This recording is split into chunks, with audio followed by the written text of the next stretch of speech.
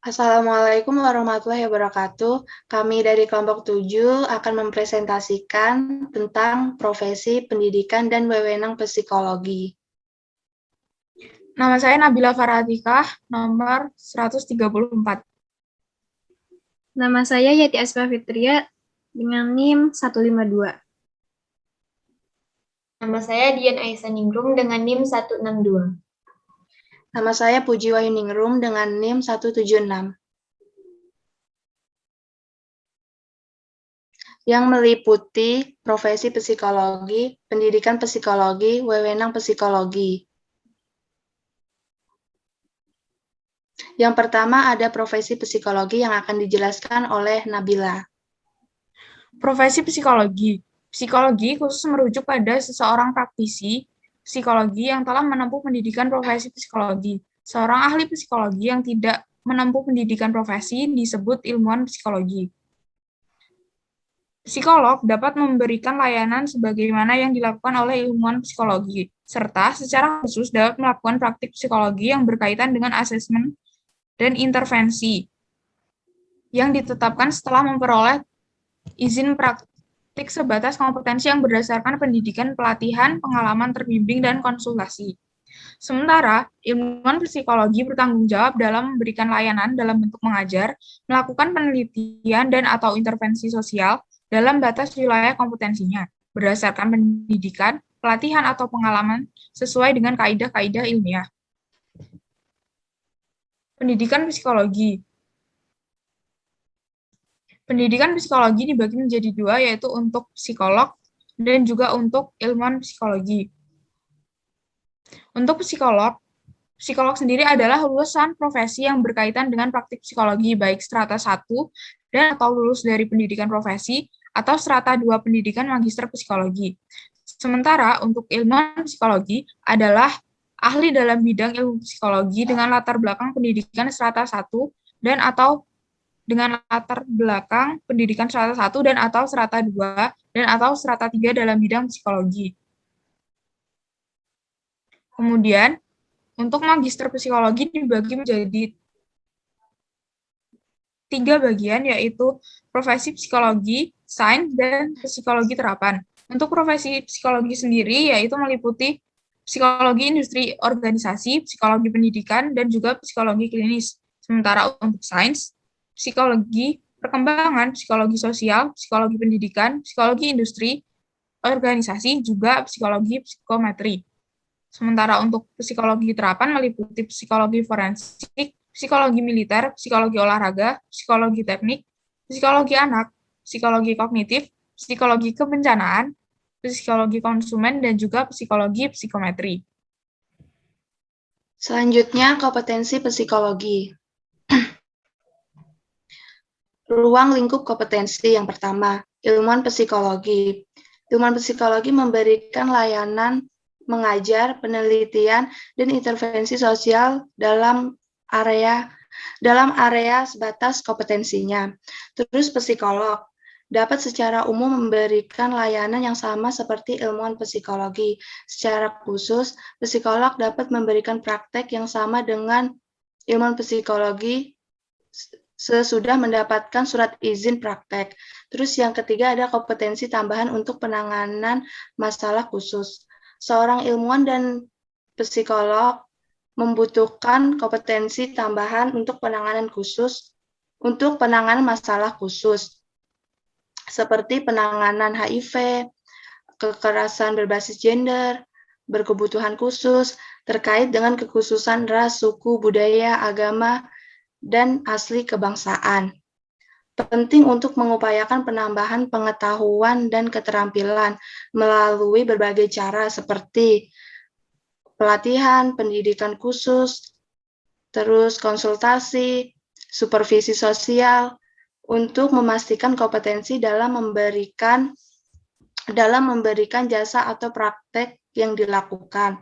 Terus ada langkah-langkah standar dalam area yang belum memiliki pedoman yang baku. Seorang psikolog dan ilmuwan psikologi perlu membuat langkah-langkah standar dalam area yang belum memiliki pedoman yang baku, guna melindungi pengguna jasa psikologi serat pihak yang terkait.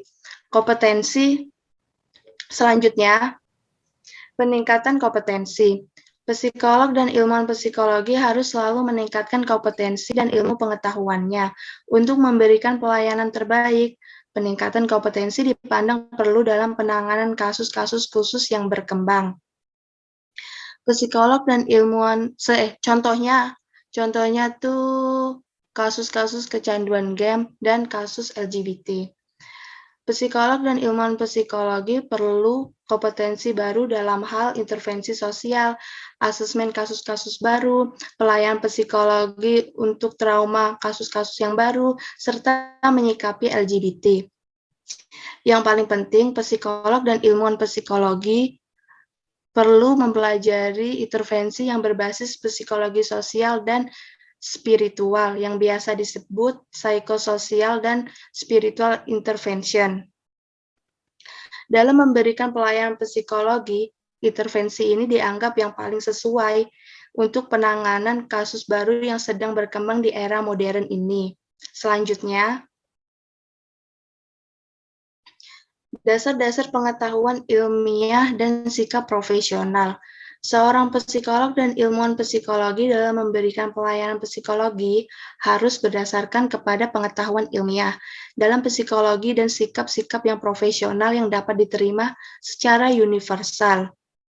Khususnya, penelitian hendaklah didasarkan pada ciri-ciri keilmuan seperti rasional, pelayanan psikologi dilakukan dengan cara yang masuk akal sehingga terjangkau oleh penalaran manusia. Terus ada empiris.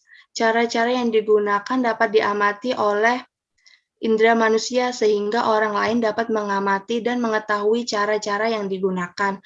Terus ada sistematis. Segala kegiatan yang dilakukan hendaklah menggunakan teknik-teknik tertentu yang bersifat logis. Selanjutnya, pendelegasian pekerjaan kepada orang lain. Psikolog dan atau ilmuwan psikologi yang mendelegasikan pekerjaan pada asisten mahasiswa yang disupervisi, asisten penelitian, asisten pengajaran, atau kepada jasa orang lain, seperti penterjemah perlu mengambil langkah-langkah yang tepat untuk yang pertama, menghindari pendelegasian kerja tersebut kepada orang yang memiliki hubungan ganda dengan yang diberikan layanan psikologi, yang mungkin akan mengarah pada eksploitasi atau hilangnya objektivitas.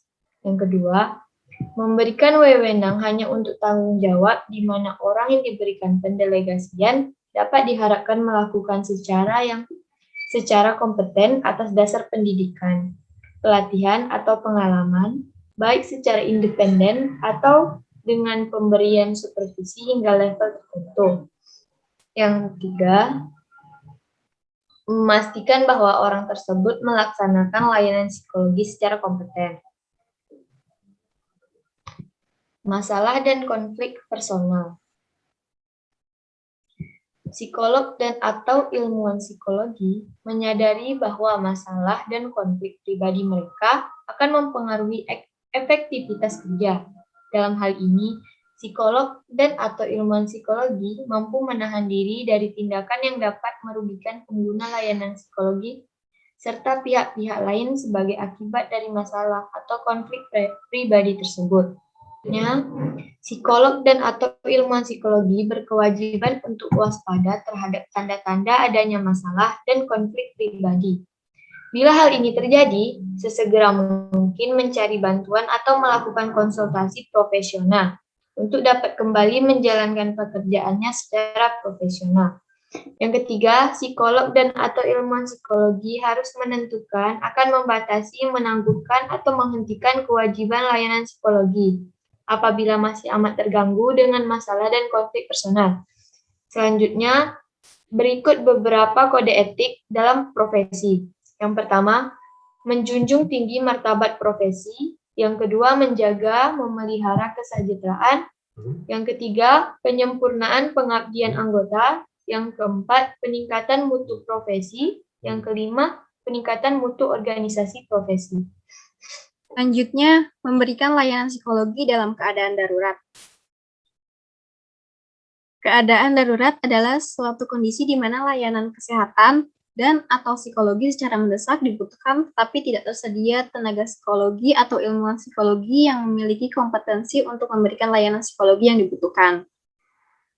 Dalam kondisi sebagaimana dimaksud pada ayat 1, kebutuhan yang ada harus tetap dilayani karenanya psikolog dan atau ilmuwan psikologi yang belum memiliki kompetensi dalam bidang tersebut dapat memberikan layanan psikologi untuk memastikan bahwa kebutuhan layanan psikologi tersebut tidak ditolak. Selama memberikan layanan psikologi dalam keadaan darurat, psikolog dan ilmuwan psikologi yang belum memiliki kompetensi yang dibutuhkan perlu segera mencari psikolog yang kompeten untuk mensupervisi untuk melanjutkan pemberian layanan psikologi tersebut. Apabila psikolog dan ilmuwan psikologi yang lebih kompeten telah tersedia atau kondisi darurat telah selesai, maka pemberian layanan psikologi tersebut harus dialihkan kepada yang lebih kompeten atau dihentikan segera. Selanjutnya kita masuk ke wewenang psikologi. Next. Wewenang psikologi yang pertama yaitu melakukan wawancara psikologis dan psikotes. Psikolog di sini akan memeriksa dan menilai kemampuan intelektual dan kesehatan mental seseorang melalui wawancara psikologis dan psikotes. Dari pemeriksaan tersebut, psikolog dapat mengevaluasi tingkat intelektual, kelebihan dan kekurangan kognitif, bakat dan preferensi kerja, karakter, kepribadian, dan fungsi psikologis dari pasien. Yang kedua yaitu ada psikoterapi atau konseling. Biasanya setelah membuat diagnosis, psikolog akan menangani seseorang yang mengalami gangguan mental, trauma, atau fobia dengan menggunakan terapi bicara atau psikoterapi. Jenis psikoterapi ini yaitu ada terapi kognitif perilaku, interpersonal, humanistik, dan psikodinamika atau kombinasi beberapa jenis terapi. Yang ketiga, membuat program terapi atau pelatihan. Psikolog juga bisa membuat program terapi atau pelatihan yang bisa dilakukan pasien atau klien di rumah, kantor, sekolah, ataupun tempat lain. Program terapi atau pelatihan tersebut dilakukan untuk membantu mengontrol, memperbaiki masalah, ataupun meningkatkan performa. Yang terakhir yaitu terapi hipnosis atau hipnoterapi merupakan salah satu tindakan yang dapat dilakukan psikolog yang sudah mengambil pelatihan tambahan di bidang hipnosis psikolog dan dapat melakukan hipnosis ini untuk membantu pasien mengontrol masalah kecemasan, fobia, kecanduan atau adiksi, dan masalah suasana hati atau mood. Terima kasih. Sekian dari kelompok kami. Jika ada salah kata, mohon dimaafkan, karena kesempurnaan itu hanya milik Allah Subhanahu wa Ta'ala. Terima kasih.